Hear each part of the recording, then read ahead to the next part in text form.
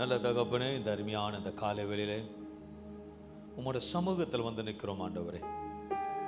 நல்ல ஆராதனை எங்களோடு உலாவுனதுக்காக நன்றி செலுத்தி, பரிசுத்த தேவன் எங்களோடு இருக்கிறதுக்காக உமக்கு நன்றி செலுத்துகிறேன்.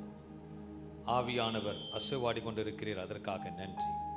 உம்முடைய தெய்வீக பிரசன்னம் எங்களை ஆளுகை செய்யட்டும். பிதா குமாரன் இயேசுவின் நாமத்தில் உம்முடைய வார்த்தையை ஆசீர்வதிக்கும்படியாக, கேட்கிற யாவர்களுக்கும் ஒரு ஆசீர்வாதமாக இருக்கும்படி இயேசு நாமத்தில் ஜெபித்து ஸ்தோத்திரிக்கிறேன். இரக்கமுள்ள ஜீவன் நல்ல பிதாவே, ஆமென் ஆமென். ஹல்லேலூயா. ஒரு உற்சாகமா ஒரு ஆமென் சொல்லுங்களேன். God is a good God. ஒவ்வொரு வாரமும் கர்த்தர் நம்மளை கிருபையாக நடத்தி இந்த நாளிலும் மகிழ்ச்சியோடு ஒன்று சேர்த்து நம்ம தேவனோட வார்த்தை கேட்க கிருபை பாராட்டின தேவனுக்கு ஒரு ஹல்லேலூயா சொல்லுவோமே. அவர் எப்போது நல்லவர், இன்றைக்கும் நல்லவராக இருந்து கொண்டிருக்க. ஹல்லேலூயா. இதனால தேவ சமூகத்தில் எப்போது மூன்றாவது வாரம் என்று சொல்லும் பொழுது அது சுகத்தின் வார்த்தைகளாக இருக்கும், விடுதலையின் வார்த்தையாக இருக்கும். இன்றைக்கு நான் விசுவாசிக்கிறேன். தேவ சமூகத்தில் காத்திருந்த போது கர்த்தர் கொடுத்த ஒரு தலைப்பின்படியாக அடிமை தனத்திலிருந்து கர்த்தர் இன்றைக்கு விடுதலை கொடுப்பார். அடிமை தனத்திலிருந்து கர்த்தர் நிச்சயமாக விடுதலை கொடுப்பார். அடிமை தனம் சொல்லும்போது நாம் அடிமை தனத்தில், பிசாசு நாம் சில காரியத்தில் அடிமைதனமாக வைத்திருக்க காரியத்திலிருந்து கர்த்தர் நிச்சயமாக நம்மளை விடுவிப்பார். நான் விசுவாசிக்கிறேன். நல்ல தகப்பனே, இந்த வார்த்தைகளை கர்த்தர் ஆசீர்வதிக்கும்படியாக, கேட்கிற யாவர்களுக்கும் இந்த வார்த்தை ஜீவனுள்ளதா இருக்கும்படியாக, எல்லா காரியத்தையும் கர்த்தர் மகிமையிலே செய்ய போவதற்காக நன்றி செலுத்தி இன்னும் ஒரு விஷயம் நன்றி செலுத்துகிறேன். ஜீவன் நல்ல பிதாவே, ஹல்லேலூயா. இந்த அருமையான உள்ளான இருதயத்துக்கு சுகத்திலிருந்து கர்த்தர் இன்னைக்கு விடுதலை கொடுப்பார். ஹல்லேலூயா. உள்ளான இருதயத்திலிருந்து இருக்க வேதங்களை நீக்கி சுகத்தை கொடுக்கிற தேவன். ஹல்லேலூயா. எல்லாருக்கும் many people have outwardly problems and innerly problems also. ஹல்லேலூயா.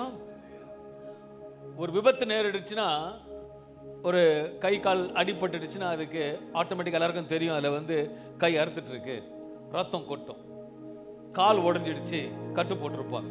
இதெல்லாம் அவுட்டர். ஆனால் இன்னருக்கு நிறைய ப்ராப்ளம் இருக்கு. ஹல்லேலூயா.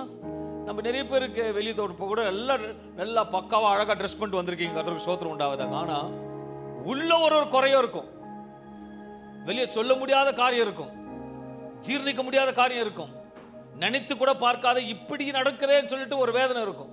இந்த நாளில் அந்த இருதயத்தை படைத்தவர் தான் இன்றைக்கு கூட பேசுகிறார். அந்த இருதயத்தை அடிமைதனத்தில் வைத்திருக்க பிசாசிலிருந்து கர்த்தர் விடுதலை கொடுக்க விரும்புகிறார். அநேக ஜனங்களுக்கு வெளி தோற்றத்தில் ஒன்று தெரியும், ஆனால் உள்ளுக்குள்ளாக பலவீனங்கள், தோல்வி, கஷ்டம், அழுகை, புலம்பல், கசப்பு, போராட்டம், பிரச்சனைகள் அநேக சொல்லிக்கொண்டே போகலாம். தீர்வு ஒன்றுமில்லை, ஏனென்றால் சுகவீனமாக இருக்கிறது. நீங்கள் சொல்லலாம், நன்றாக தான் இருக்கிறேன், ஐ எம் பர்ஃபெக்ட், நான் ரொம்ப நல்லா அழகா வந்திருக்கேன்னு. ஆனா உள்ள போனாதான் தெரியும் அந்த ப்ராப்ளம். ஹல்லேலூயா. என்னோட இருதயத்தின் சத்தத்தை இயேசு கொண்டு தான் தெரியும். ஹல்லேலூயா. இப்போ நான் உங்களுக்கு எல்லாம் கேட்டேன்னா, இப்போ எனக்கு யாராருக்கு என்ன பிரச்சனை இருக்குதுன்னு எனக்கு தெரியாது. இப்போ யாருக்குன்னா காலையில் நெத்தியில் அடிபட்டு ஒரு பேண்டேஜ் போட்டு வந்தீங்கன்னா, ஐயோ உடம்பு சரியில்லைம்மா இருக்கு அப்படின்னு சொல்லுவேன். ஆனால் உள்ள இருக்கிறது யாருக்கு எனக்கு தெரியுமா?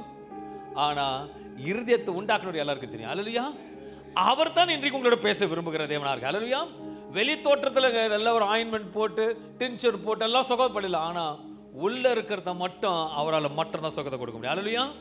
என் மெயின் அதுதான். அது சரியா இருந்தா எல்லாம் நல்லா இருக்கும். ஹல்லேலூயா. இருதயம் உற்சாகமா இருந்ததுன்னா சரீரம் மகிமையா தானும். நல்லா யோசிச்சு பாருங்களேன். உள்ள ஒரு துக்கத்தை வச்சிருந்தீங்கன்னா ட்ரெஸ் பண்ண தோணும் உங்களுக்கு. கண்ணாடி முன்னாடியே போய் ட்ரெஸ் பண்ணுங்க. அது இருதயம் சோர்ந்து போயிடுச்சுன்னா அந்த கண்ணாடி பக்கம் போவீங்க. ஆனா போட இனத்தை போச்சு, இது தேவையான ஒரு சலிப்பு வந்துடும். ஏன்னா உள்ள சரியில்லை. அதனால இன்னைக்கு ஆண்டர் அவுட்டர்ல இன்னைக்கு இன்னரை பார்க்கிற தேவனா இருக்கிறார். He is watching everything. That's what he just want to see you. இதனால கர்த்தர் உங்களை விடுவிப்பார். இன்றைக்கு விசேஷமாக இன்றைக்கு மெசேஜுக்கு அர்த்தம் யாரா சொல்லுங்களேன். மெசேஜ் ஆங்கிலத்தில் மெசேஜ் என்னன்னு சொல்லுங்களேன். செய்தி. ஓகே. அப்புறம் மெசேஜ் நான் அதான் சொல்றேன். மெசேஜ் அதே வந்துருச்சு. இதான் இருக்குதா தூது. ஓகே சொல்லு, உங்களுக்கு தான் கேட்குறேன். மெசேஜ்னா என்னது? ஓகே. இன்னைக்கு அந்த மெசேஜ்ன்ற வார்த்தையை ரெண்டா பிரிக்கலாம். மெசேஜ் ஸ்பெல்லிங் என்னது? எம். ரெண்டு வார்த்தை பிரிச்சு என்னன்னு வரும் சொல்லுங்க. Mess age. மெஸ்னா என்னது தமிழ்ல? குழப்பம். இன்னைக்கு செய்தி என்ன, அந்த குழப்பத்திலிருந்து கர்த்தர் இன்றைக்கு ஒரு முடிவு கொடுக்கிறார். எந்த குழப்பம் தெரியாது. மெசேஜ் ஆண்டவர் கொடுத்த மெசேஜ் என்ன தெரியுமா? இன்னைக்கு உங்களோட அன்பான தேவ பிள்ளை, இன்றைக்கு உங்களோட எல்லா குழப்பங்களுக்கும் முடிவு வருகிறது. ஒரு குழப்பத்தில் இருக்கிறீங்க, வெளியே சொல்ல முடியல. அந்த குழப்பம் உள்ள போனதான் தெரியும். செய்யலாமா வானாவா, முடிவு எடுக்கலாம் முடிவு எடுக்க கூடாதா, நடக்குமா நடக்காதா, என்னடா அப்படின்னு ஒரு கேள்விக்குறியா வந்திருக்க. இன்னைக்கு ஆண்டவர் உங்களுக்கு சொல்றாரு, இந்த மெஸ்ல இருந்து, இந்த குழப்பத்திலிருந்து முடிவு வருகிறது. அது பிறருக்காக நீ சாட்சியாக ஒரு மெசேஜ் சொல்லும்படி கர்த்தர் செய்வார். அல்லேலூயா. இன்னைக்கு மெஸ்ஸோட வந்திருக்க உங்களுக்கு அந்த குழப்பத்திலிருந்து விடுதலை கொடுத்து பிறருக்கு நன்மை உனக்கு நடந்ததை பார்த்து அது ஒரு மெசேஜா போகும்படி கர்த்தர் செய்வார் உங்களுக்கு. அல்லேலூயா. He is a supernatural God. அநேகர் வேதத்தை எடுத்துக்கொள்வதனால ஒரு காரியத்தை கர்த்தர் செய்வார். ஒரு வேத எல்லாரும் வேதத்தை எடுத்துக்கொண்டு சங்கீதம் 103 எல்லாம் எடுத்துக்கணும். சங்கீதம் 103 5 கண்டிப்பா படிச்சாகணும். சங்கீதம் 103 எடுத்துக்கொள்வோம். எல்லாரும் எடுத்துக்கொள்வோம். வேதத்தை இருக்க கொண்டு வந்து எல்லாம் எடுத்துக்கொள்ளுங்க. அதை வாசிங்கம்மா. உன் வர இடத்துல எல்லாம் என்னன்னு போட்டுக்கோங்க. ஓகேங்களா? உங்களை குறிச்சு நீங்க பாருங்க, எல்லாம் சேர்ந்து வாசிப்பார். அவர் என் அக்கிரமங்களை எல்லாம் மன்னித்து என் நோய்கள் எல்லாம் குணமாக்கி என் பிராண அழிவுக்கு விலக்கி மீட்டு முடிச்சூட்டி நன்மையினால் என் வாயை திருப்தி ஆக்குகிறார். கழுகுக்கு சமானமாய். அல்லேலூயா. இன்னைக்கு ஃபாதர்ஸ் டேஸ் எல்லாம் யங் டே ஆகிடுறீங்க. அல்லையா? கடைசி அந்த கடைசி வார்த்தை ரொம்ப நல்லா புரிஞ்சுக்கணும். 5வது வசனம் சொல்லுது, நன்மையினால்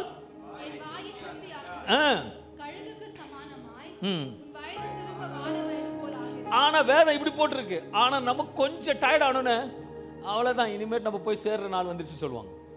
ஆனா வேதம் சொல்லுது கழுகுக்கு ஒப்பிட்டு இருக்கார். அதனால ஒவ்வொரு நாள் அறிக்கை இடும்போது நான் உண்மையா சொல்றேன், நீங்க யங்காவே இருப்பீங்க.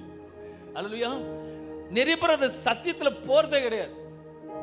அதெல்லாம் வசனம் சொல்லுது, என்ன என் அக்கிரமங்கள் எல்லாம் மன்னித்து என் நோய்கள் எல்லாம் அப்படிதான் குணமாக்குறத நீங்க வந்திருக்கிறாரு.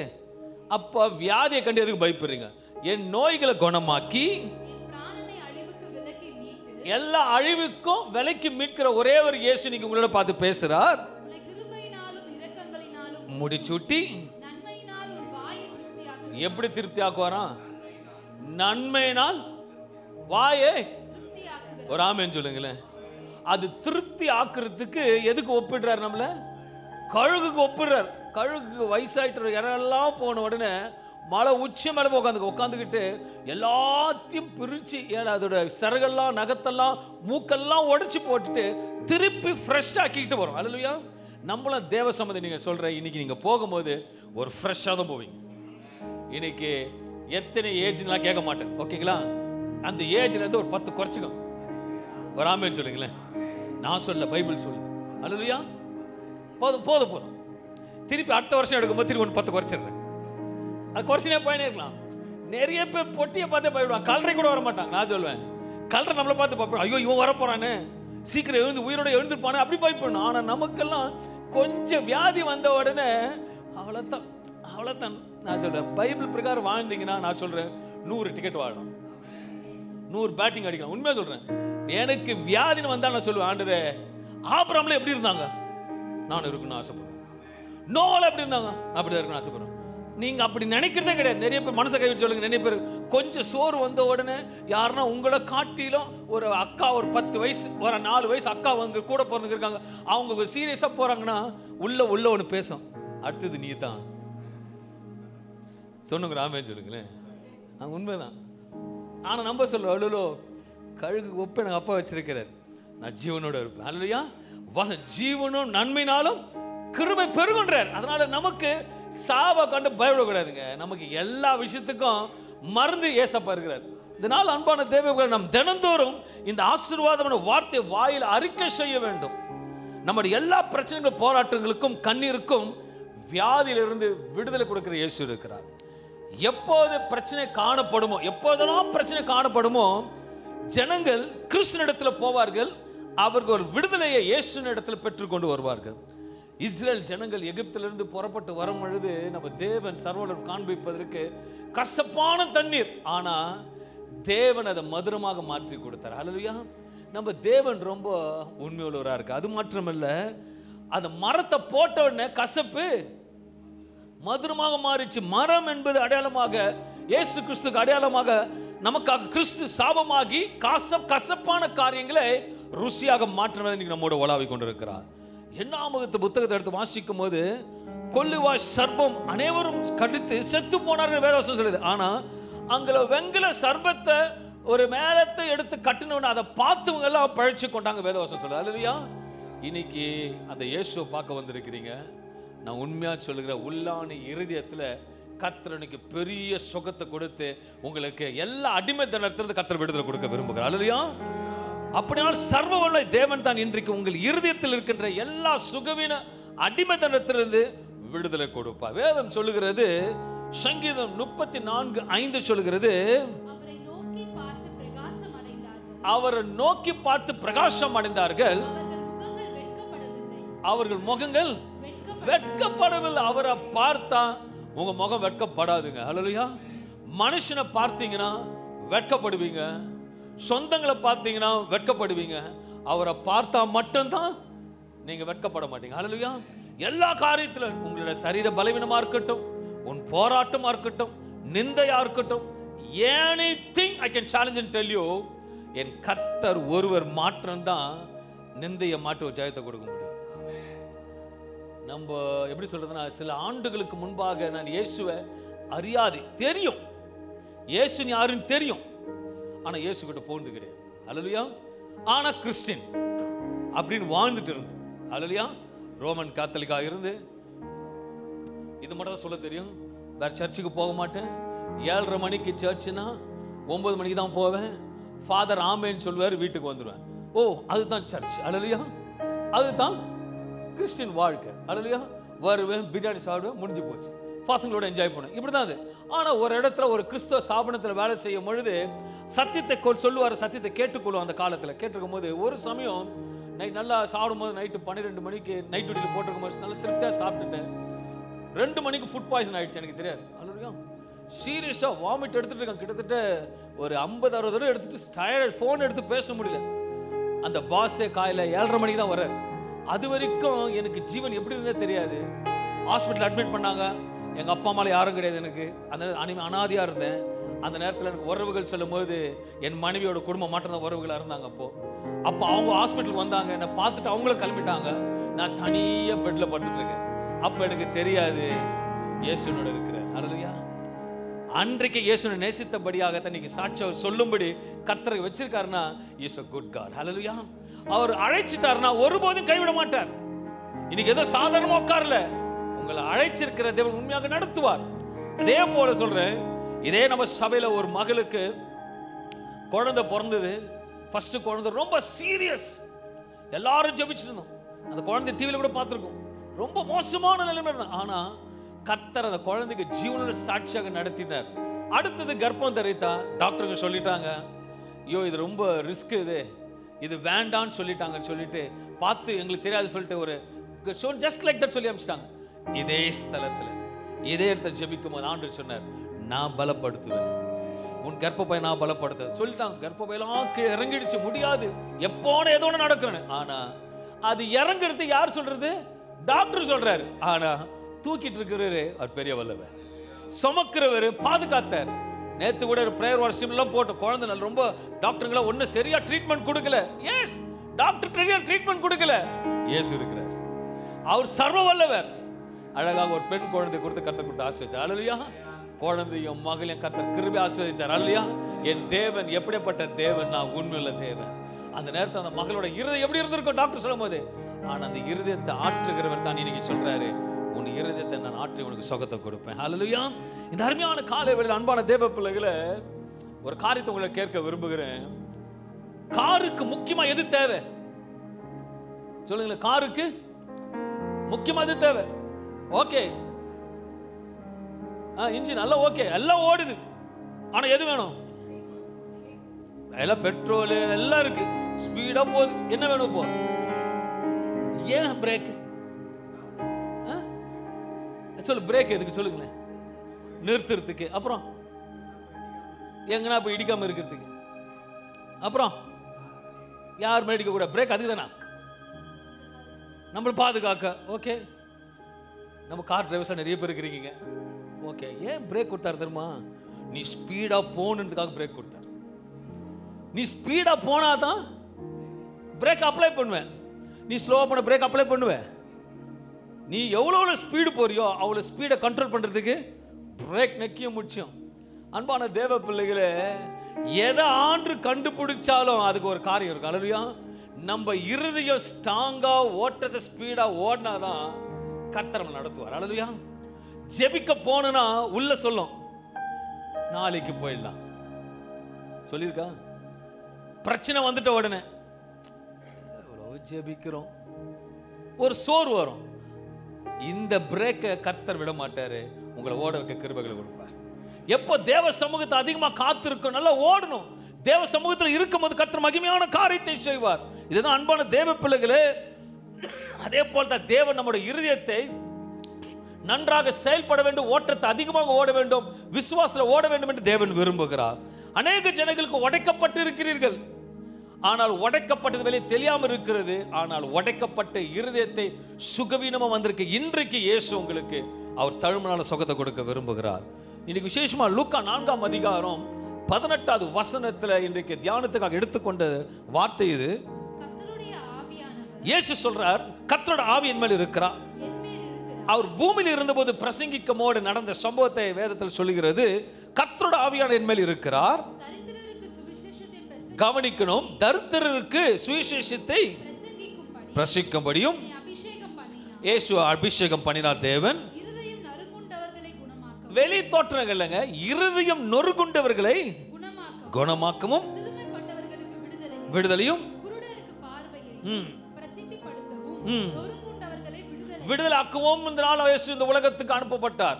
அதுல முக்கியமா ஒரு காரியத்தை இன்றைக்கு எடுத்துக்கொண்ட வேத பகுதியின் ஆழத்தின் கருத்தானா, இருதயம் நொறுங்குண்டவர்களை குணமாக்குவதற்காக இயேசு இந்த உலகத்திற்கு வந்தார். அன்பான தேவ பிள்ளைகளே, இன்றைக்கு வேதத்தில் 2 ஸ்திரீகளை குறித்து பார்க்க போகிறோம்.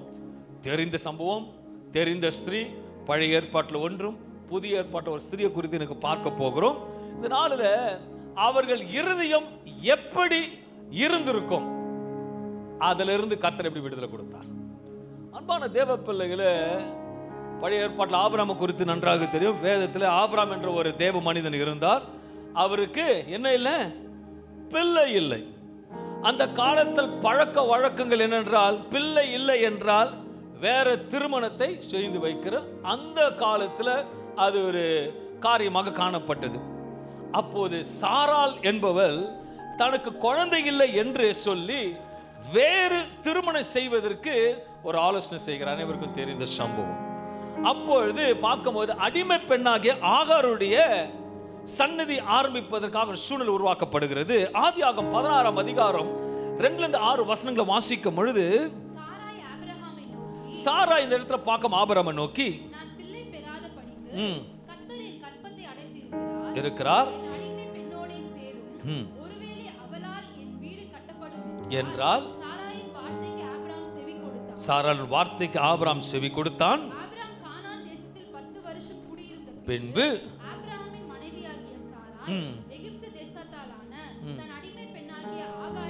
இங்கு ஆகார குறித்து பார்க்கும்போது ஒரு காரியம் சொல்லப்படுகிறது. அடிமை பெண்ணாகிய வசனம் சொல்ற, அடிமை பெண்ணாகிய சாராவை ஆகாரை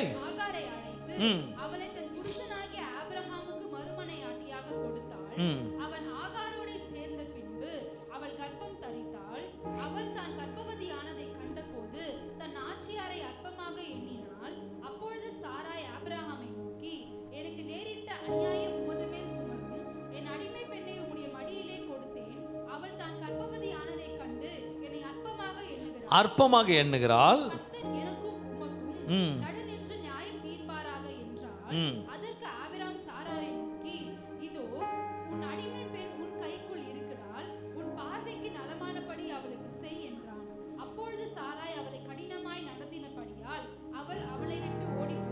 இதனால் அன்பான தேவப்பிள்ளை, அடிமை பெண்ணாகிய ஆகார். இந்த நாள் அன்பான சொல்றேன், அடிமை என்று சொன்னாலேயே அதுக்கு மிருகங்களுக்கு ஒப்பிட்டு சொல்றது போலயும். எப்படின்னா, இப்போ நல்ல ஒரு அடிமையான சொல்றீங்களே, இன்னைக்கு சண்டே சிக்கனுக்கு ஷாப் போவீங்க, சிக்கன் வெட்டுவாங்களா? மட்டன் ஷாப் போவீங்க, மட்டன் வெட்டி ரெடியாக வச்சிருப்பாங்க, எல்லாமே எக்ஸ்வைஸாக இருக்கும். ஆனால் அந்த சிக்கனை வெட்டும் பொழுது யாராவது அந்த சிக்கன் வெட்டுன்னு கேட்டிருக்காங்களா? எடுப்பானுங்க, முறிப்பானுங்க, கழுத்தை வெட்டி கொடுத்துருவானுங்க. கேட்பாரு, ஒத்துரம் கிடையாது. அதுக்கு அடிமன் அப்படிதான். அல்லையா? அப்பா அம்மா கிடையாது, சொத்து சுக்கம் கிடையாது, விலைக்கு வாங்கிட்டு வருவாங்க. எதை செய்தாலும் கேட்பதற்கு ஒருவரும் கிடையாது. அதான் அடிமை. அப்படித்தான் ஆகார பிடிச்சு கொண்டு வராங்க. அடிமை இருக்கிறதுக்கு சுயமா அவளால எந்த முடிவும் எடுக்க முடியாது. ஏன்னா அவளுக்கு சப்போர்ட் பண்ண யாருக்கும், அவளுக்கு தாய் தகப்பனும் கிடையாது, யாரும் கிடையாது, அடிமைதனமா இருக்கிறான். அப்போது சாராய் அவரை பார்த்து, என்னோட கணவர் ஆபிரகாமை திருமணம் செய்து கொள்ளுன்னு சொல்றான். இங்க ஆகார் போயிட்டு ஆபிரகாமை கல்யாணம் பண்ணிக்க கேட்டால, சாரால் தானே கல்யாணம் பண்ணி வச்சாப்புல. நடக்கிற சூழ்நிலை. அப்ப அவளோட இருதயத்தில் என்ன வந்திருக்கும்? அவளுக்கு, ஆகாருக்கு, இனிமேல் நம்ம லைஃப் மாறப்போகுது. இனிமே அடிமைத்தனத்திலிருந்து நம்ம எப்படி ஆபிரகாமோட மனைவி ஆகிற, இனிமேல் நமக்கும் சொந்தம் பந்தம் சொத்து சுகம் எல்லாமே நமக்கு கிடைச்சுன்னு சொல்லிட்டு உள்ள வந்திருக்கோம் நினைப்பு. அடிமைத்தனத்திலிருந்து வாழ்ந்து வந்த அவளுக்கு ஆபிரகாம் அழகா இருக்கிறாரு, கல்யாணம் ஆட்டோமேட்டிக்கா தேடி வருது, ஒரு குழந்தையோட ஃபேமிலி உண்டாயிடுது. she is happy. ஆபிரகாம் திருமணம் செய்து கொண்டு இஸ்மவேல் பிள்ளையும் அவ பெற்றெடுக்கிறான். காலங்கள் ஓடுது. சில நாட்கள் பிள்ளைகள்னால சில காரியங்கள் குடும்பத்தில் கசப்பு வேறுபாடு வருது. சும்மா இல்லை, ஆகாரம் சும்மா வாயை வச்சு சும்மா வந்துருக்கும். அல்லையா? சாரால போயிட்டு அற்பமா அற்பமா எப்படி சொல்லியிருப்பா? அற்பன்னு சொல்லி என்ன என்ன நீ அற்பமான்னு சொல்லுங்க. அற்பன்னு ஒரே வார்த்தை சொல்லிட்டாங்க. என்ன சொல்லியிருப்பான்? மலடின்னு சொல்லியிருப்பான். எப்படி குத்திருப்பா? குத்தோன்னு குத்திருப்பா. அதனால தான் ஒருத்தனுக்கு கடுப்பாயிடும்.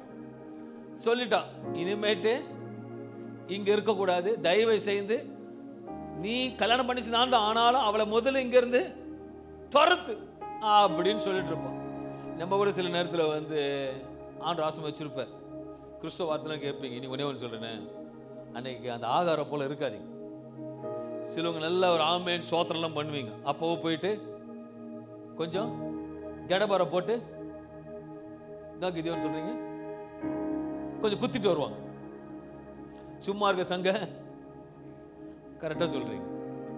நல்லா இருக்க ஃபேமிலி சும்மா போயிட்டு ஏதோ ஒன்று போயிட்டு குத்துவாங்க. இதெல்லாம் கர்த்தருக்கு பிடிக்காத காரியம். அல்லையா? ஏன் இவளுக்கு துரத்தப்படுறதுக்கு காரணம், முதல் காரணம் என்ன சரியில்லை? என்ன சரியில்லை? பக்கத்தில் பார்த்து சொல்லுங்க, வாய் சரியில்லை, வாய் சரியில்லை. அல்லையா? என்ன சரியில்லை? வாய் சரியில்லை. இன்னைக்கு ஃபாதர்ஸ் டேல மனைவி பார்த்து சொல்லுங்க, வாய் சரியில்லை. இதெல்லாம் ஒரு வாய்ப்பு கிடைச்சிக்குதுங்க. இன்னைக்கு சபையில பேசும்போதுல வாய்ப்பு கிடைக்குதுல, சொல்லுங்க வாய் சரியில்லை. சொல்லுங்க பாஸ்டர், வாய் சரியில்லை. சந்தர்ப்பத்தை கொடுக்கும்போது யூட்டிலைஸ் பண்ணிக்கணும். அல்லையா? மனைவிகளே சொல்லுங்க, ஹஸ்பண்ட் வரலன்னா மனசுல சொல்லிக்கோங்க. அங்க சொல்லுங்க, பார்க்க மாட்டாரா பிரதர்? பார்க்க மாட்டீங்களாமே. மனைவிகளை கணவனை பார்த்து சொல்லுங்க, வாய் சரியில்லை. கர்த்தருக்கு ஸ்தோத்திரம். சரி, அவங்கள விடுங்க, சொல்ல மாட்டீங்களா? சொல்ல வைப்பார். நம் தேவன் அப்படிப்பட்ட தேவன். இல்லையா? சரி, கணவன் மனைவி கூட இல்லை, அப்பா அம்மா கூட தான் சொல்றேன்னு. அப்பா அம்மா கூட தான் மகளை பார்த்தோம், மகனை பார்த்து எதாவது ஒன்று சொல்லிட்டு இருப்பாங்க. அப்ப நீங்க அவங்கள பார்த்து சொல்லுங்க, என்னது? வாய் சரியில்லை. குழந்தை கூட சொல்லுது. இல்லையா? ஒழுங்கா இருந்திருந்தா அவ எங்க இருந்திருப்பா? ராஜாத்தி போல இருந்திருப்பாள் இல்லையா? என்ன சரியில்லை? அது அந்த வாய் சரியில்லாததுக்கு இதுக்கு சிப்பு போட்டா நல்லா இருக்கும். அல்லையா? நீ ஒன்னு சொல்ல, அங்கிருந்து ஒண்ணு வர, திருப்பி நீ ஒன்னு சொல்ல, திருப்பி அங்கிருந்து ஒண்ணு வர. சின்ன ஜெல்லில ஆரம்பிச்சு கருங்கல் ஆரம்பிச்சு செங்கல் ஆயிடும். உண்மைதானே? உண்மை நாமன்னு சொல்லுங்களேன். என்ன பாஸ்டர் குடும்ப நடத்த சொல்றாரு? இல்ல, இது பொதுவா, இது ஜெனர உலகத்துல நடக்கிற காரியம். ஓகே, நான் சின்ன கல்லை போட்டா அடுத்ததுதான் வரும். நீ அதோட பெரிய கல்லை போட்டா பாறாங்கல், அதையும் தூக்கி போட்டா தூங்கும்போது பார்த்துங்க, அம்மி போட்டுற போகிறாங்க. கர்த்தருக்கு ஸ்தோத்திரம். அருமையான அன்பான தேவ பிள்ளைகளை, ஆதியாகமம் 21:14 எடுத்து வாசிக்கும் பொழுது ஆபிரகாம் எல்லாம் அதிகாலை தான் நடக்குது. ஜபமும் அதிகாலை தான், வெளியே துரத்துறதும் அதிகாலை எழுந்து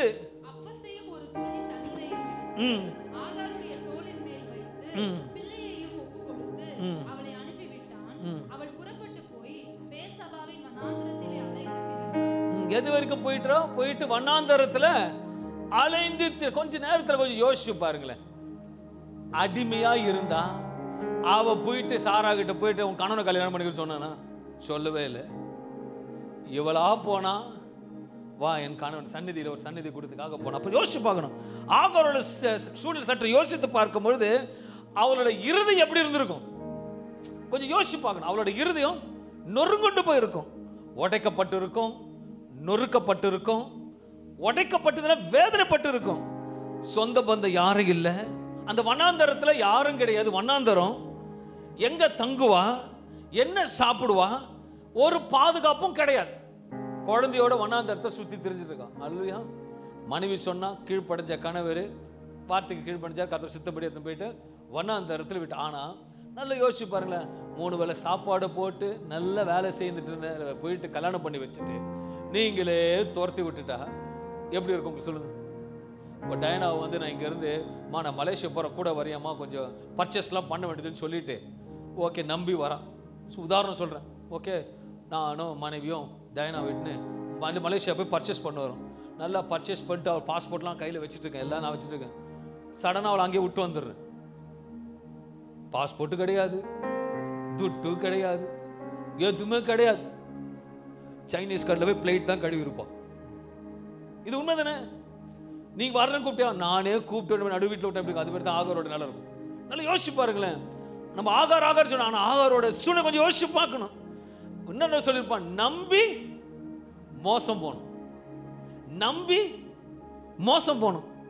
முழுமையாக நம்பி ஆபிரகாம்கிட்ட என்னையும் கொடுத்தேனே, நம்பி ஐயோ கொடுத்துட்டான்னு சொல்லிட்டு குழந்தை பெற்றெடுத்துட்டேனே, கொடுத்தேனே, இன்னைக்கு அனாதியா நிக்கிறேனே, அனாதியா துரத்தப்பட்டேனே என்ற இறுதியும் நொறுக்கப்பட்டிருக்கிறோம். வேதம் சொல்லுகிறது ஆதியாகமம் 21:14 அவள் புறப்பட்டு போய்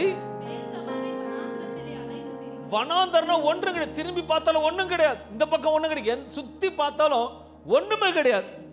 அங்க இருக்கும்போது வாக்கு கொடுத்த, நீ வாமா என் கணவனோட இருன்னு சொல்லிட்டு வாக்குறுதி கொடுத்துவில அவ வாயினால துரத்திட்டான். நம்பி அந்த கணவனை வனாந்தரத்தை விட்டுட்டான் என்று நொறுக்கப்பட்டிருக்கிறான். இனி கூட சில காரியத்தில் யாரையும் நம்பி இருப்பீங்க, ஏதாவது பண்ணியிருப்பீங்க. அது பிஸ்னஸாக இருக்கட்டும், குடும்பமாக இருக்கட்டும், படிப்பாக இருக்கட்டும், எந்த காரியமாக இருக்கட்டும். ஆனால் உனே ஒன்று சொல்லுவேன், யார் கைவிட்டாலும் உன் இருதயம் நொறுக்கப்பட்டாலும் படைத்தவர் உண்மையுள்ளவர் அழகாக நடத்துவார். இப்போது இருக்குது, அது லாஸ்ட்டாக ஒரு சொல்யூஷன் வந்துருச்சு. என்னது? எல்லாரும் விட்டாங்க. அட்லீஸ்ட் நம்ம கூட ஒரு பையன் இருக்கிறான்டான்னு சொல்லிட்டு ஒரு நிம்மதியாக வந்திருப்பான். கொஞ்ச தூரம் நடந்து போயிருப்பான். அங்க பொண்ணு நடந்திருக்கும். பையனும் தாகத்துக்கு தண்ணிக்கு வறண்டு போய் சாகர நிலைமை. ஐயோ என் பிள்ளை சாகரத்தை நான் பார்க்க மாட்டேன் அப்படின்னு சொல்லிட்டு ஓரமா கடத்திட்டு வந்து அழுதான். சூழ்நிலை யோசிச்சு பாருங்களேன், அவளோட இருதயம் எப்படி இருந்திருக்கும்? Just think and see. நம்ம ஆகார் ஒரு விஷயம் பேசணும், அவளோட சூழ்நிலை எப்படி இருந்திருக்கும்? கனவை ஏமாத்திட்டான், சாரால் கல்யாணம் பண்ணி வச்சு அவளும் துரத்திட்டான், எல்லாமே நடந்துச்சு. வேதனை. என் குழந்தையும் ஆண்டு கொடுத்தாரு, அதையும் சாகிற மாதிரி இருக்கு. உட்காந்து ஓன்னு முடியாத பார்க்காத தூரத்துக்கு ஓரமா போயிட்டான். அன்பான தேவ பிள்ளை, அந்த இடத்துல ஆகார் எங்கன்னா ஜெபம் பண்ணதா வசனம் இருக்கா? குழந்தையின் சத்தத்தை கர்த்தர் கேட்டார். நான் ஒன்னே ஒன்று சொல்லுவேன், நீங்க ஜெபித்தாலும் ஜெபிக்கினாலும் சொல்லுவேன், நீ துக்கத்தோட இருதயம் உடைக்கப்பட்டிருந்தாலும் இயேசு உன்னை தேடி வருவேன். இன்னைக்கு உன் இருதயம் உடைக்கப்பட்டு இருக்கனாலே ஒரு ஜெபிச்சு ஜெபிச்சு டயர்ட் ஆயிட்டு இருக்கலாம். இதுக்கு மேல என்னால ஜெபிக்க முடியல, வேண்டாம் விடுறா அப்படின்னு கூட இருக்கலாம். இருதயம் எப்படி இருதயம் தவுண்டு போயிருக்கலாம் சில காரியங்களுக்கு. ஆனாலும் உண்மையுள்ள தேவன் இருதயத்தை படைத்தவரை தேடி வந்து பேசுகிற தேவனா இருக்கிறார். வேதம் சொல்லுகிறது, ஆகாரோடைய பிள்ளையின் சத்தத்தை கர்த்தர் கேட்டாராம். ஏசாயா 49:16 சொல்லுகிறது, இதோ உள்ளங்கையிலே வரைந்து அவர் ஆகாரியும் ஒரு பிள்ளையும் கர்த்தர் வரைந்து வைத்திருக்கிறார். He will never leave it. அன்றைக்கு ஆகாரியே வரைந்து வைத்திருக்காருன்னா சபைக்கு வந்த அன்பான தேவபிள்ளை கேட்கிற யாவரையும் உங்களுக்கு கர்த்தர் வரைந்து வைத்திருக்கிறார். உன் இருதயத்தை கண்டிருக்கிறார். He knows all your situation, trouble, condition are going. உன் இருதயம் ஒவ்வொரு நாள் அங்கலாய்ப்பு தவிச்சிட்டு இருப்பதை இயேசு பார்க்கிறார். என்ன மகிமைனா சொல்ற ஒரே ஒரு வாக்குறுதி வானத்தில் வருது, உன் மகனை நான் பெரிய ஜாதி ஆக்குவேன். ஹல்லேலூயா. வேற ஒண்ணுமே சொல்ல, ஒரே வார்த்தை, பெரிய ஜாதி ஆக்குவேன். அவர் இருதயம் அப்ப என்ன தோன்றிருக்குன்னா, அப்பா நமக்கு பெரிய சந்தோஷம் வந்திருக்கும். அவளுக்கு இது வரைக்கும் கேட்காத சத்தத்தை ஃபர்ஸ்ட் கேட்கிறான். உன்னை பெரிய ஜாதி ஆக்குவேன். அப்ப நான் ஜாதி ஆக்குவேன்னு சொன்னா சன்னதி வரப்பொழுது ஆண்டு கொடுத்த வார்த்தை நிறைவேறப்போது நம்பி விசுவாசித்தார். இன்னைக்கு அன்பான தேவ பிள்ளைகளை, இன்னைக்கு கர்த்தர் யோவான் 14:1 கர்த்தர் சொல்ற அந்த காலை வேளையில, நீ இருதயம் நொறுக்கப்பட்டு இன்னைக்கு வந்திருந்தாலும் அன்றைக்கு ஆகார பார்த்து சொன்ன தேவன், பெரிய ஜாதியாக்க சொன்ன தேவன் தான் இன்னைக்கு உங்களை பார்த்து சொல்றார், உன் இருதயம் கலங்காதிருப்பதாக. ஏதோ ஒரு காரியத்தில் புலம்பி அழுது கொண்டிருக்கலாம், சரீரத்தை குறித்து யோசிக்கலாம், உன் சரீர பலவீனத்தை குறித்து யோசிக்கலாம், கடனை நினைக்கலாம், குடும்பத்தின் சூழ்நிலை இருக்கலாம், but something your heart is broken. அந்த இருதயத்தை உடைக்கிறதா இன்னைக்கு உங்களை பார்த்து சொல்றாரு, உன் இருதயம் கலங்காத இருப்பதாக. நான் ஒன்னே ஒன்று சொல்லுவேன், ஒரு சொல்லுவாங்க, தலை சரி இருந்தா வால் சரியா இருக்கும். உண்மைதானே? எல்லாம் சொல்லுங்க, தலை சரியா இருந்தா, இப்ப நம்ம கொஞ்சம் மாத்திக்கலாம். அல்லையா? வாய் சரியா இருந்தா வாழ்க்கை சரியா இருக்கும். அல்லையா? இது நல்ல பஞ்சு தான். தலை வாய் சரி இருந்தா வாழ்க்கை சரியா. இதனால் அன்பான தேவ பிள்ளைகளை, நமக்கு வாய்க்கு நிதானம் தேவை. ஆனா இன்னும் ஒரு காரியத்தை பார்க்கும் பொழுது அதே வாய் நன்மையா முடிஞ்சது. ஒருவேளை அவ கடைசி வரைக்கும் அப்படியே இருந்தாலும் எப்படியா இருந்திருக்கணும், அவ அடிமைதான் இருக்கு. ஆனாலும் கர்த்தர் அடிமைத்தனத்திலிருந்து ஒரு தீமையான நன்மையும் வருது. அல்லேலூயா. உடனே எடுத்துக்காதீங்க, அப்புறம் பேசலான்னு. அல்லேலூயா. கர்த்தருக்கு ஸ்தோத்திரம். ஏன்னா ஜனங்க இப்படினாலும் அப்படி இருப்பாங்க, அப்படினாலும் பாஸ்டர் பர்மிஷன் கொடுத்துட்டாரு பேசுறது சொல்லாதீங்க. இதனால அன்பான தேவ பிள்ளைகளை, நன்மை தீமை நன்மை அறிந்து எல்லா காரியத்தையும் பேச. அன்றைக்கு ஆகாரோட சூழ்நிலை, அவர் இருதயத்தை இப்போ கூட கேட்குறேன்னு வச்சுக்கோங்களேன். இப்போ சடனாக வந்து இப்போ நம்ம சகோதரர்கிட்ட போயிட்டு கொஞ்சம் பேட்டி கொடுங்க, இருதயம் எப்படி இருக்குதுன்னு சொல்லுங்க. ஆண்டு உங்களுக்கு என்னென்ன இன்னும் செய்யணும், உங்களுக்கு என்னென்ன எதிர்பார்த்துட்டு இருக்கீங்கன்னு சொன்னால் என்னென்ன சொல்வீங்க? லிஸ்ட்டு டேபிள்ஸ் போல வரும், கட கட கட கட கடன்னு. ஓகே, வருமா இல்லையா? இப்போ உஷா கிட்ட ஆண்டு பக்கத்தில் உட்காந்துட்டு, உஷாவே உன்னை பெரிய ஜாதியாக்க போகிறேன், இனிமேட்டு ஆகாது, கர்த்தருக்கு ஸ்தோத்திரம் உண்டாவதாக, என்னென்ன வேணும்னு சொன்னு சொல்லுவீங்க. ஆண்டு ஓட்டுவார். இது உஷான்ட்டு இல்லை, என்ன கேட்டாலும் உனக்கு என்ன சேவியர் வேணும், நானும் லிஸ்ட் கேட்பேன். அப்பதான் உஷாவுக்கு திருப்தியா இருக்கும். பரவாயில்ல, பாஸ்டர் சொல்லிட்டாரு. ஏன்னா சகோதரிங்க, எல்லாரோட காரியத்தையும் இருதயத்தையும் யார் பார்க்கிறா? இயேசு பார்க்கிறார். இன்னைக்கு இருதயத்தை எதெல்லாம் நொறுக்கப்பட்டிருக்கிறியோ, எந்தெந்த காரியத்தில் அழுது புலம்பிக் கொண்டிருக்கிறியோ, ஆண்டவர் அந்த இருதயத்தை பார்த்து சொல்றாரு, ஒரு இருதயம் கலங்காத இருப்பத. முகத்தை பார்த்து சொல்லுங்க, இருதயத்தை பார்த்து சொல்றாரு. அப்போ இருதயத்தில் அவ்வளோ கசப்பு, அவ்வளோ வேதனை, அவ்வளோ பயத்தை வச்சுட்டு வந்திருக்க இன்றைக்கு ஆண்டவர் உங்களை பார்த்து சொல்றாரு, உன் இருதயம் கலங்காத இருப்ப. அப்படின்னு சொல்லிட்டாருன்னா நீங்க பயப்படக்கூடாதுன்னு அர்த்தம். ஹல்லேலூயா. நான் மட்டும் ரொம்ப முடியாது இருப்பேன், பயப்பட மாட்டேன், தேசமாக உட்காந்துருப்பேன். பிகாஸ் நல்லா புரிஞ்சுக்கங்களேன், ஒரு உதாரணம் வந்து டாக்டர் வந்து சொல்றாரு, உன்னை 10 நாள் தான் இருப்பேன்னு சொல்லிட்டா, இந்த 10 நாள் தான் இருப்பேனா நீங்க துக்கமா இருப்பீங்களா சந்தோஷமா இருப்பீங்களா? சொல்லுங்க. துக்கமா தான் இருப்பீங்க நீங்க. கிதியோன், நான் சொன்ன சந்தோஷமா இருப்பேன், போயிட்டு எல்லா ஹோட்டலையும் திருப்தியா சாப்பிடுவேன். ஆமா, எதுக்கு தெரிஞ்சு போச்சு முட்டை உடைய போகுதுன்னு, ஏன் துக்கத்தோட போனோம்? கரெக்டுங்களா? பத சந்தோஷமா போ, நீ எப்ப போட்டி ஆர்டர் பண்ணு. அந்த யாரும் பண்ண மாட்டாங்க. பண்ணுவீங்க, வீட்டு சோத்தெல்லாம் தொட்டு பார்த்துருவீங்க, ஐயோ கஷ்டப்பட்டு கட்டினே சொல்லுவீங்களே. ஆண்டு சொல்றாரு, கர்த்தர் மேல இருதயத்தை பார்த்து நீங்க சொல்றாரு, இமான் உன் இருதயம் கலங்காது இருப்பதாக. ஆண்டு ஒரு காரியம் உங்களை பார்த்து சொல்றாருன்னா சில கலக்கத்தோட வந்திருக்கலாம். இன்னைக்கு சில ஏதோ யோசிச்சது ஏதோ யோசிச்சு உனக்கு நடக்குதுன்னு. அவர் இன்னைக்கு சொல்றாருன்னா உனக்கு இருதயம் கலங்காத இருப்பாருன்னா இந்த உலகத்தையே படைத்தவர் சொல்றாரு. நல்லா யோசிச்சு பார்க்கணும். வெறுமையா இருந்தது, உண்டாவதாக. உண்டாயிடுச்சா இல்லையா? இது வனாந்தரமாக்கு, இது உண்டாவதாக. உண்டாயிடுச்சா? வனாந்தரமாக்கு உண்டாவதாக. உண்டாச்சா இல்லையா? இன்னைக்கு ஆண்டவர் சொல்றார், உன் இருதயம் கலங்காத இருப்பார். ஆமென் சொல்லுங்களேன். உன் இருதயத்துக்கு தேற்ற மாலவன் எனக்கு ஆயின்மெண்ட் போட்டு அனுப்புறாரு. Is a good God. நீங்க நினைப்பதற்கு வேண்டுவதற்கு அதிகம் செய்கிற தேவன். ஒரு வாசல் மூடினா பல வாசல் திறக்கும். ஆனா ஒரு வாசல் மூடிட்டீங்களே சொன்னாது அடுத்த வாசல் வராது. சோத்ரம் ஆண்டவரே, அடுத்த 10 வாசல்ல உள்ள போறேன், அதான் சாட்சி. அல்லேலூயா. நான் சொல்லிட்டு கப்பை போட்டு உடச்சிட்டேன், ஐயோ கப்பு போயிடுச்சு ஆண்டவரே உனக்காக வந்த உடச்சிட்டேன்னு சொன்னா கூட அடுத்தது சாட்சி உனக்கு 10 கப்பு வரும்னு அர்த்தம். அல்லேலூயா. என் மனைவிக்கு இந்த பிறந்த நாளுக்கு ஒரு மொபைல் கிஃப்ட் கொடுத்தான். கிஃப்ட் வந்தது ஒன்று. நான் கத்திரிக்கு சோதனை என் மனைவி என்ன பண்ண, அது சபைக்கு கொடுத்துருந்தான். இப்போ அதில் ரெக்கார்ட் ஆயிடும். கேட்டதை காட்டில் அதிகம் செய்கிற தேவன். இன்னைக்கு ஆகார போல ஒரு வேளை வந்திருந்தீங்கன்னா, புருஷன் கைவிட்டிருந்தாலும் சரி, மாமியார் கைவிட்டிருந்தாலும் சரி, இல்லை XYZ என்ன நடந்தாலும் சரி, ஒரே ஒரு வார்த்தை பிடிச்சிக்கோங்க, உன் இருதயம் கலங்காத இருப்பதாக. என் தேவன் நல்ல தேவனா இருக்கிறார். புதிய ஏற்பாட்டில் ஒரு ஸ்திரியை பார்க்கிறோம். அந்த ஸ்திரியை குறித்து அனைவருக்கும் தெரியும்.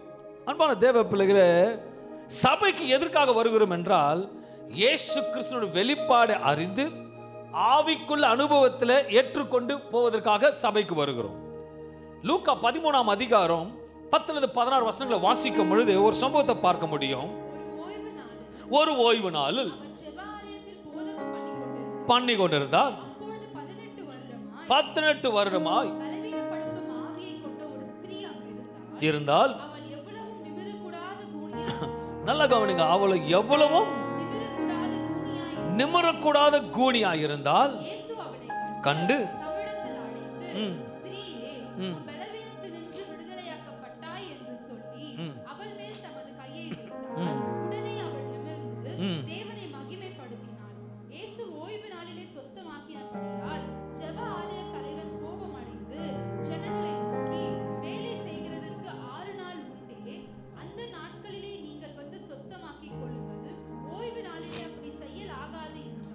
கர்த்தர் அவனுக்கு பிரதியுத்தரமாக, மாயக்காரனே, உங்களில் எவனும் ஓய்வு நாளில் தன் எருதையாவது தன் கழுதையாவது தொழுவத்திலிருந்து அவிழ்த்து கொண்டு போய் அதற்கு தண்ணீர் காட்டுகிறதில்லையா? இதோ சாத்தான், இயேசு சொல்றார், சாத்தான் 18 வருஷமாய் கட்டியிருந்த ஆபிரகாமின் குமாரத்தியாகிய இவளை ஓய்வு நாளில் இந்த கட்டிலிருந்து அவிழ்த்து விட வேண்டியதல்லவா என்றார். இது யார் கட்டப்பட்டதுன்னா, ஒரு வியாதினால கட்டப்படல. வியாதினால கூனி நிமிராம இருக்க முடியல. யார கட்டப்பட்டது? சாத்தானால கட்டப்பட்டு இருக்கிறது. அடிமைத்தனமாக வச்சிருக்கிறான். சாத்தான் கட்டப்பட்டு இருக்குது. சொல்றார், இந்த ஓய்வு நாளில் ஒரு காரியத்தை பார்க்க முடியும். ஒரு பெண் 18 வருடமாக கூனியா இருக்கிறவள், அதுவும் குனிந்து நிமிரக்கூடாது. கூனின்றது வேற, நிமிரக்கூடாது கூனி வேற. அல்லேலூயா. கூனினா எப்படி இருப்பாங்க? ஜஸ்ட் இவ்வளவுதான் இருப்பாங்க. நிமிரக்கூடாது கூனினா ஃபுல் டவுன், கொஞ்சம் நிமிரக்கூடாத சூழ்நிலை. இங்க இயேசு சொல்றார், 18 ஆண்டுகளாக பிசாசு அவளை கட்டி வைத்திருக்கார் என்று. இந்த 18 என்ற வார்த்தைக்கு இது அடிமைத்தனமான வார்த்தை. உண்மையா சொல்றேன், 18 சொல்லும் போது அடிமைத்தனமான வார்த்தை. இயேசு சொல்றார், 18 ஆண்டுகளாக ஆபிரகாமின் குமாரத்தியா இருக்கிற இவள் அடிமைத்தனத்துக்குள்ளாக கட்டப்பட்ட நிலையில் இருக்கிறார் என்று. அன்பான தேவ பிள்ளைகளே, வியாதி அடிமைத்தனத்திலிருந்து இருக்கக்கூடாது, சாபத்தில் இருக்கக்கூடாது. அடிமைத்தனத்தை இயேசு வெறுக்கிறபடியாக தான் தேடி போகிறார். அல்லேலூயா. 18 ஆண்டுகளாக வேதனையோடு இருந்தபோது இயேசு தேடி போய் விடுதலை கொடுக்கிற தேவனா இருக்கிறார். நல்லா கவனிக்கிற இந்த நேரத்தில் 18 ஆண்டுகள் நிமிரக்கூடாத முடியாத ஜனங்களுக்கு அவ என்ன பார்த்துருவா? 18 ஆண்டுகளும் அவளோட ஜனத்தினோட முகத்தை பார்த்துக்க முடியும். என்ன பார்த்துருப்பா? தரையதான். இப்ப டேவிட் பிரதர், நான் குனிய முடியாது இருக்குன்னா டேவிட் பிரதர் எல்லாரும் வந்து யாரை பார்த்து அடையாளம் சொல்லுவோம்? ஒருத்தரை பார்த்து எப்படி அடையாளம் சொல்லுவோம்? முகத்தை பார்த்து. ஆனா இவ எதை பார்த்து சொல்லியிருப்பான் சொல்லுங்க? காலை பார்த்தான் சொல்லியிருப்பான். இந்த காலு இவங்களா? இந்த காலை பார்த்தா உஷா வந்திருக்காப்புல, டைனா வந்திருக்காப்புல, இப்படிதான் சொல்லிடுவான். 18 ஆண்டுகள் அவ உலகத்தை எதையும் பார்த்திருக்க மாட்டா. கொஞ்சம் கூட நிமிரக்கூட முடியாது. கீழே குப்பையும் தூசியும் அழுக்கையும் இதைதான் அவர் பார்த்துட்டு இருக்கா. வேற எதையும் அவர் பார்க்கல. நியாயாதிபதிகள் 10ஆம் அதிகாரம் 8ஆம் வசனம் சொல்லுகிறது, அவர்கள் அந்த வருஷம் முதற்கொண்டு, நல்லா கவனிக்கணும், 18 வருஷமா யோர்தானுக்கு அப்பாலே தேசத்தில் எல்லாம் நெருக்கி ஒடுக்கினார்கள் இஸ்ரவேல் ஜனத்தை. 18 சொல்லும் பொழுது அது தொடர்ச்சியா பழைய ஏற்பாடு புதிய ஏற்பாடு 18 ஆண்டுகள் சொல்லும் பொழுது இது பிசாசு சில நேரத்தில் நம்மளை அனுமதித்து கொடுக்கும். வேதம் சொல்லுது அந்தி கிறிஸ்துவோட நம்பர் என்னது? 600. அதை கூட்டுனா 18. அப்ப 18ன்றது வந்து அந்தி கிறிஸ்துவோட நம்பர். 18 வருஷமா கட்டி வச்சிருக்கான். உதாரணத்துக்காக சொல்றேன், 18 years she was been tied by the not by the heavenly father. பிசாசு கட்டி வச்சிருக்குது. ஆனா இயேசு அந்த காலத்துல சரித்திரம் பார்க்கும் பொழுது சபையில இருக்கும் பொழுது ஃபர்ஸ்ட் ஆண்கள் தான் உட்கார வைப்பாங்க, அவங்களுக்கு தான் முக்கியத்துவம் கொடுப்பாங்க. ரெண்டாவது பெண்களுக்கு. அந்த பெண்களுக்கு கூட வந்து எல்லாரும் நல்லா இருக்கும் ஃபர்ஸ்ட் உட்காருவாங்க. இந்த வத்தல் தொத்தல் சுகலாதுகள் எல்லாம் லாஸ்ட்ல பின்னாடி வச்சிருப்பாங்க. அவளோட வேதனை ரொம்ப கடினமான.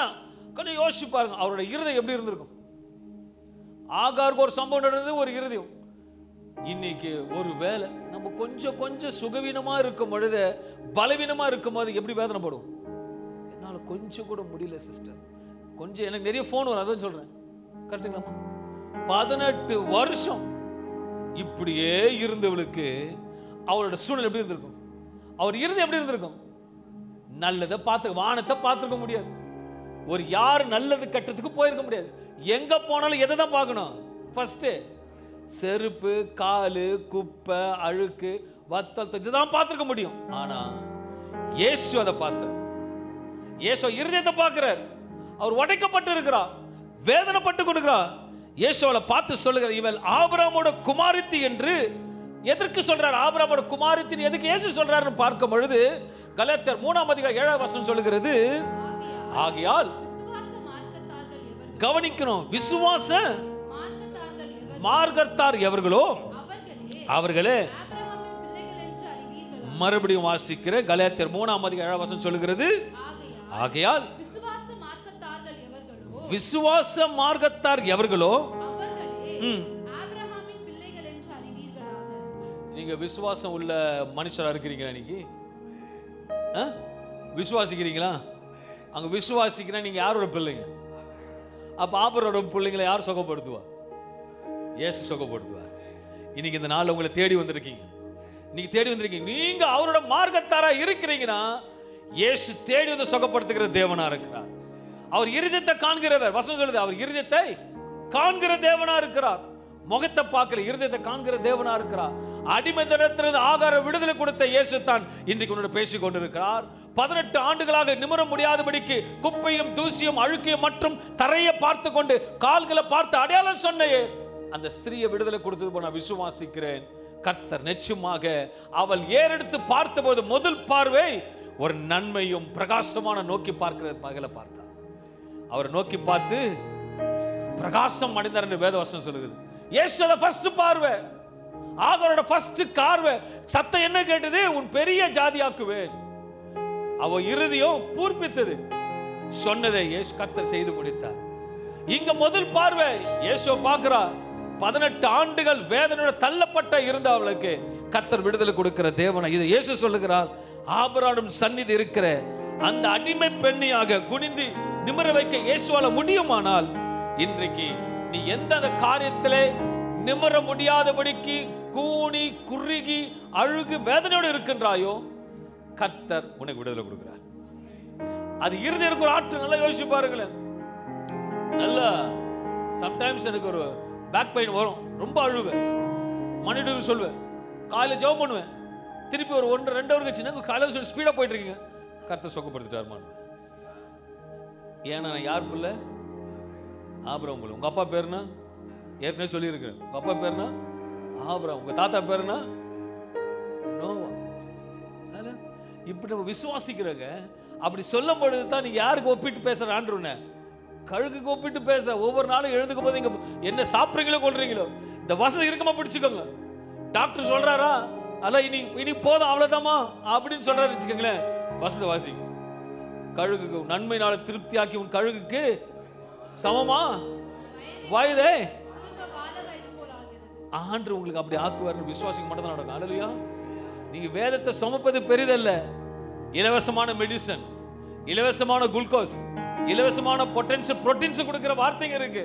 அதை நீங்க அறிக்கை செய்யணும். கர்த்தர் மகிமையான காரியத்தை செய்வார்.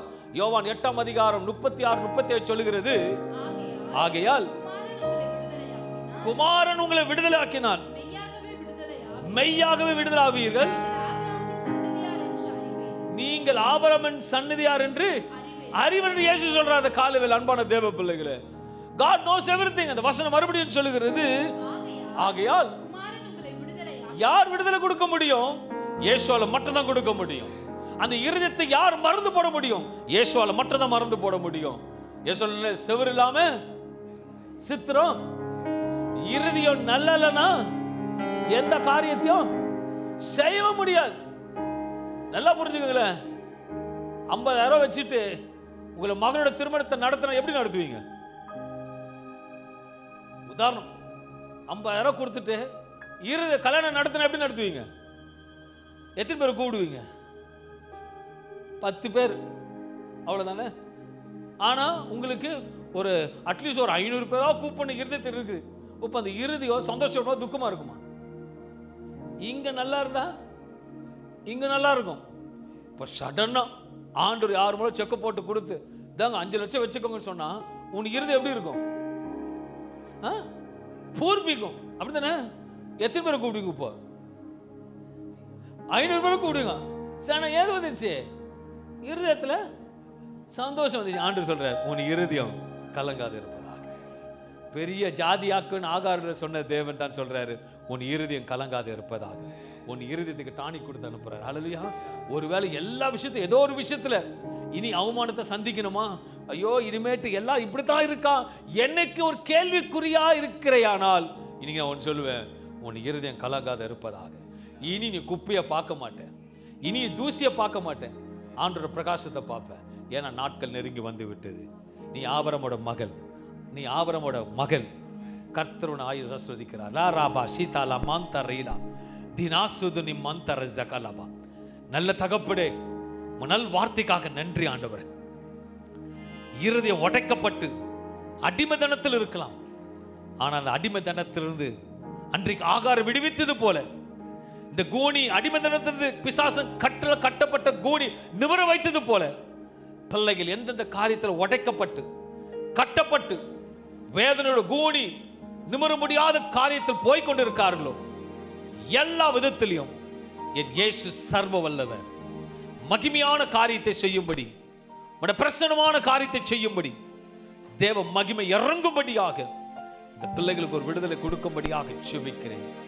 பரிசுத்த ஆவியானவரே, உம்முடைய தெய்வீக பிரசன்னம் இவர்களை ஆற்றி தேற்றி நடத்தும்படியாக உம்முடைய கரங்களை ஒப்பு கொடுக்கிறேன். இந்த காலை வேளையில இருதயம் உடைக்கப்பட்டு வந்திருக்கலாம், நொறுக்கப்பட்டு வந்திருக்கலாம். ஐயோ இந்த அடிமை தனத்திலிருந்து எப்போது எனக்கு விடுதலை என்று ஆண்டவர் சொல்லுகிறார், மகளே மகனே, இன்று நீ விடுதலாக்கப்பட்டாய். உன் இருதயத்தை துவண்டு போன காரியங்கள் எல்லாத்துக்கும் முடிவு வருகிறது. இது சபையாருக்கு சொல்லுகிற வார்த்தை.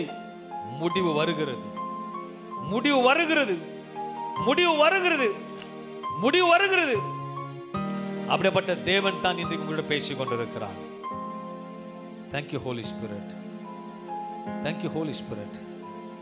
உம்முடைய தெய்வீக பிரசன்னம் இவரை நடத்தும்படி பிதா குமாரன் பரிசுத்த ஆவி நாமத்தினாலே ஒரு பூர்ண விடுதலையும் ஒரு பூர்ணிய சுகத்தை கொடுத்து பிள்ளைகளை ஆசீர்வதித்து இருதயத்தை தேற்றி இவர்கள் முகம் வெட்கப்படாதபடிக்கு காத்துக்கொள்ளும்படி இயேசு நாமத்தில் ஜெபிக்கிறேன். இரக்கமுள்ள ஜீவன் நல்ல பிதாவே. ஆமென், ஆமென், ஆமென். கைகளை தட்டி தேவ நாமத்தை உயர்த்துவோமாக.